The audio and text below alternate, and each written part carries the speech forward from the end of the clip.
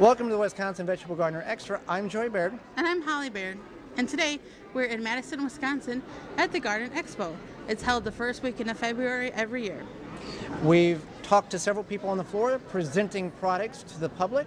They're good products that we support, and we've talked to them and we've provided their website in the show notes so you can look at those products and purchase them as well for your backyard garden. And not necessarily just products, also some good information that may help you in your gardening world. To be a better gardener. So let's take a look at some of those right now. Here at the Madison Garden Expo, you meet a lot of people, and we've got the seed keepers here that we've had on our podcast, and that you can find that archive on BePreparedRadio.com. We've got Carrie and Carol, the seed keepers, and we're happy to have you on the program. And you got a nice booth here. So, you know, you've got what you call the girdle. Yes. And it's something that we're going to try this year, and talk about some of the benefits to having what you got in your hand here. Well, let me grab this. We're going to show you here with the example. I'm showing you here is a 10-gallon size. And this is what it is. A burlap girdle is made up of two components. It is a commercial grade grow bag that has pre-drilled holes, so it's got great drainage. It slips inside the burlap girdle that is stable stitched here and stable stitched here so that it doesn't fray. You open it up and put some soil inside and you begin to grow. Now I use the 10-gallon girdles, which you'll see over there with that little pine tree in them, to grow all of my peppers and tomatoes. They love it because this dark bag attracts heat and the soil stays warm so that they grow very well. Tomatoes and peppers like warm soil, right? Right. And they're very lightweight, so they're easy to use. And at the end of the day, this is biodegradable, this is compostable, so we're saving the earth. Now, if you wanted to reuse them next year, you could, couldn't you? You definitely could. Absolutely. Definitely could. And you got a lot of stuff here that to keep your seeds organized and not have them in every drawer in the house, and to know what you have. So if you've not checked them out, what's your website that they can go to? Seedkeepercompany.com. Check them out. It's a great product, and it'll help you organize your seeds better come this growing season.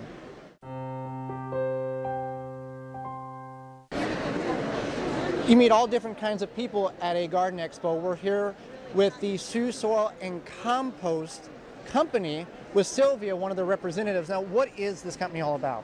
Well, ultimately, this company, we create ginseng. We're ginseng farmers located in central Wisconsin, which led us to creating compost to amend those ginseng farm fields. So we specialize in certified leaf compost. We have 2 different certifications, one through the United States Composting Council, one through the USDA BioPreferred program. So basically what it means to the backyard gardeners, you're starting out with the most clean, consistent compost available. Now, you said leaf compost. You're not having any other additives in it, just strictly Correct. leaf. Okay. 100% leaves, no miscellaneous yard debris, no food residuals, just a clean, consistent product. And where can you buy your products at? We distribute our soils all throughout the state of Wisconsin. Down here in Madison, Johansson's Garden Center carries our leaf compost. If you wanted more information on where you could buy, you can go to our website, which is HsuCompost.com. Okay. And you know, any other upcoming projects? I know one of your guys was saying about transporting grapes or something like that? Yeah, actually we are working with the Yawkey House in Marathon County, which is a historical home.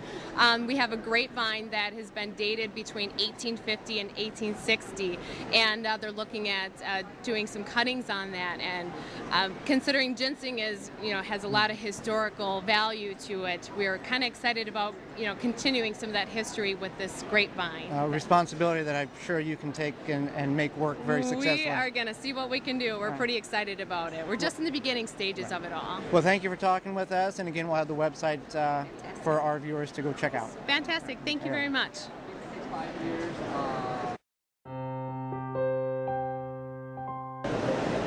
With any good gardener, you have to have a good garden tool. I'm with Noel. He's the founder and creator of the Cobrahead hand garden tool. Why don't you tell us a little bit about what makes this tool unique from other ones you see on this market? Sure, I'll be happy to. The tool is based on a blade called a cultivating tine. It's actually an antique blade. As far as I can tell, it was designed just after the Civil War, and they made hundreds of thousands of tools with 5 blades, more of a curve, but just like this, on a tool called a garden cultivator that they made up until rototillers put them out of business, probably about 1960. I still work with that old tool because they're great, but I redesigned or repurposed that blade to work as a short-handled tool, and you can see the shape of it. I tell people it's like having a fingernail made out of steel, and if you're a gardener, having a steel fingernail would be a great thing. So the tool is a cultivator. It has a natural tendency to want to plow. This is very soft soil, but it will cut hard clay. Use it to mix up and cut soil, break up hard soil. You can use it as an edging tool. You can use it as a crack weeder, clean out the pavers and the flagstones, but where it excels most is at pulling out weeds. Picture that as a dandelion. You come in behind your taproot, up and towards you. You can lift out big, long roots with it. The blade is sharp. This is called scalping, just ripping weeds off at the surface level, or you can get underneath the whole root system and lift out the root. But the tool is also good for planting.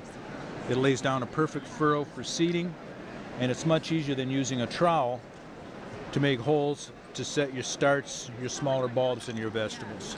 And when I started the company to make this tool, I purposely chose to have it made in Wisconsin. The tool is made in Wisconsin, and we do very well at the garden show here because there's a lot of gardeners, but we also make a long-handled version of the hoe, again, American-made and a little different in the action, but another great tool for gardeners. And what makes me very happy with my tool is I sell a lot of it to small farmers, the CSA growers, the market growers. They like it a lot, so that makes me feel very good. Now, what website can we go to purchase them? Cobrahead.com. Okay. And there's a warranty on these as well? It has 1 year unconditional warranty, and if you stand here long enough, I promise you someone will come by and tell you how much they like our tools. And as you know, getting that root out of the soil, if you don't get the root out, it's going to come back. That is true. It's always good if you can to get the whole root out. You can't always do that, but you can try. Well, thank you very much, Neil. All right, Joey. Thank you. Holly, thank you.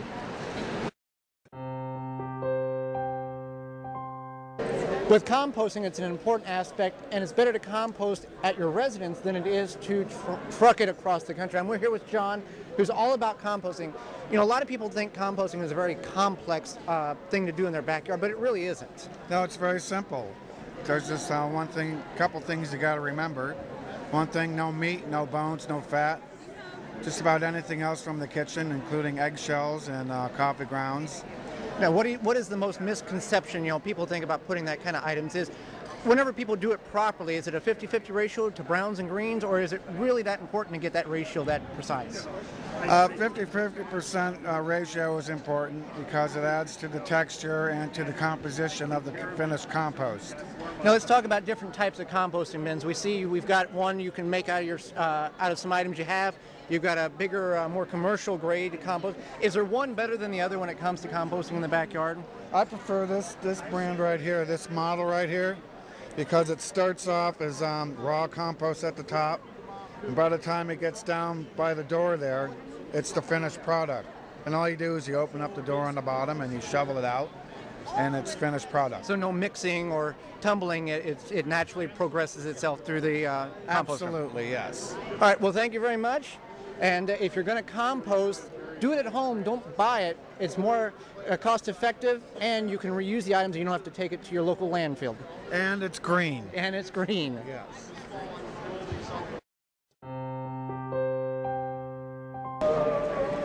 So I'm here with Kara Moldy. She is the Executive Director of CSA. Now, what is a CSA for those who may not know what it is? Sure. CSA stands for Community Supported Agriculture, and it's a way for individual members to join up with a local farm and get a season's worth of fresh harvested produce, meats, cheese, or other products directly from the farm. Right. Now, you speak of meat and cheeses, so it's not just vegetables. It's a variety of different items that they can get. Yeah, it depends on the farm. And with FairShare CSA Coalition, when you join a farm, you do join an individual farm. So each farm has their own offering, their own sort of unique culture, and then you join the farm itself, you commit to that individual family of farmers, and they grow the vast majority of the things that are delivered to your neighborhood or that you pick up on their farm every week throughout the season. Now, how can our viewers get in touch with a CSA farm if they want to be part of that? Sure. Well, in Wisconsin, and particularly in southern central Wisconsin, FairShare CSA Coalition, which is at csacoalition.org on the internet, has a list of farms that are doing community community-supported agriculture.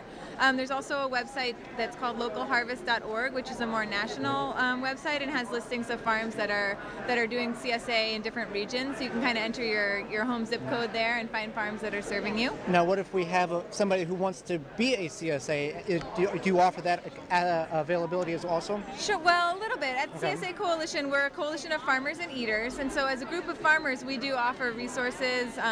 We have some web resources on our website, and then also trainings, resource sharing opportunities where growers are sharing their information and knowledge with each other. So sometimes folks who are already at a farmer's market or growing in that kind of way might have the opportunity to become a CSA farm by, just learning from other CSA growers, attending workshops, that kind of thing. Well, thank you very much for the information. And again, your website is? www.csacoalition.org. All right. Thank you. Thanks. I'm with Joanne.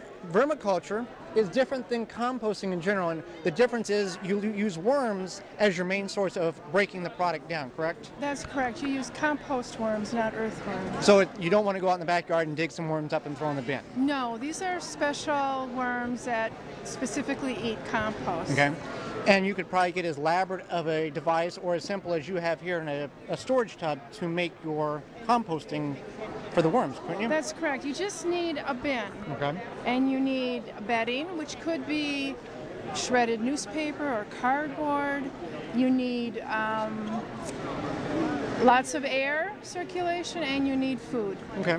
Now, how many worms would you say, if you were somebody who was going to start something about this size, how many worms is a good start-off point? About 1 pound of worms, which equates to about 1,000 worms. Okay. And they'll eat the product down. Do you have to mix it in or just lay it on top? No, actually, you should bury it. Bury it, okay. You have your vegetables and fruits, and you bury it, and then the worms will work on it slowly. The food has to deteriorate, it has to decompose through microorganisms and bacteria, and the worms have to kind of sit there and wait until they've done their job, and then they'll start eating the waste after that. Now, much like the normal compost, is there things you don't want to put in there, such as dairy and meat products? Dairy, meat, oils. Okay.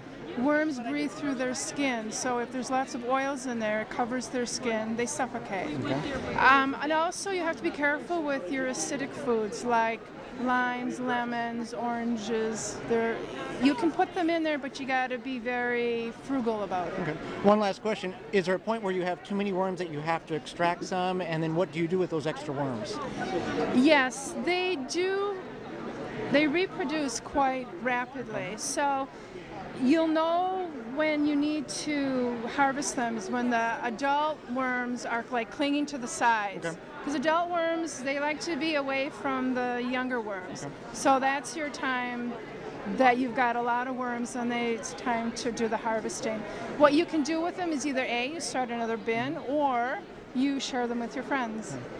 Some great tips on vermiculture composting. Thank you very much for the information. You're very welcome.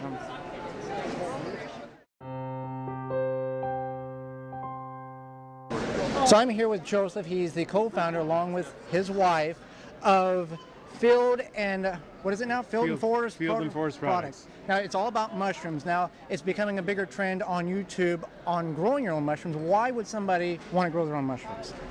Well, because it's fun, it's exciting, it's something new to do, and if you have the available resources, you can grow a crop that's going to be something that's really fresh and good for you. Now let's talk about the renewable resources. What are we talking about? We just can't put them in the ground in the backyard like a garden, can we? Well, no, you need something to decay, so we're going to use various substrates to grow mushroom crops. If you have wood chips, you can grow wine caps. If you have straw, you can grow wine caps. If you have wood, such as oak or aspen, you can grow a variety of different wood decay fungi.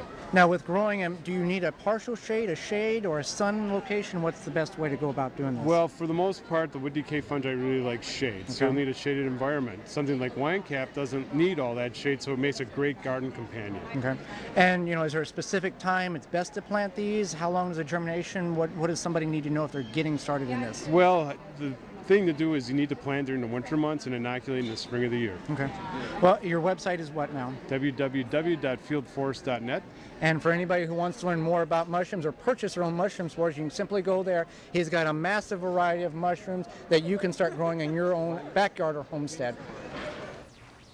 Those were just some of the hundreds of groups companies and organizations that represented themselves at the Madison Garden Expo. And we want to thank each and every one of those groups, companies, and organizations for taking time to speak with us when there was other patrons they could have been speaking to, so you can get more of an understanding of what their companies do.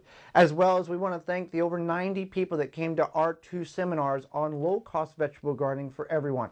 If you were one of those people, we want to thank you and hope that you've taken home some information that can make your garden a better success this year. As well as I want to thank Holly for videotaping the interviews. If you've been to an expo, you know the amount of people that can be in the way when you're trying to do anything, and she did a great job keeping people corralled so we could bring you the content that you've seen. We put out a video each and every Tuesday. If you like what you see, you can subscribe and comment. I'm Joy Baird, and this has been a Wisconsin Vegetable Gardener Extra. For more information, you can visit our website at thewisconsinvegetablegardener.com.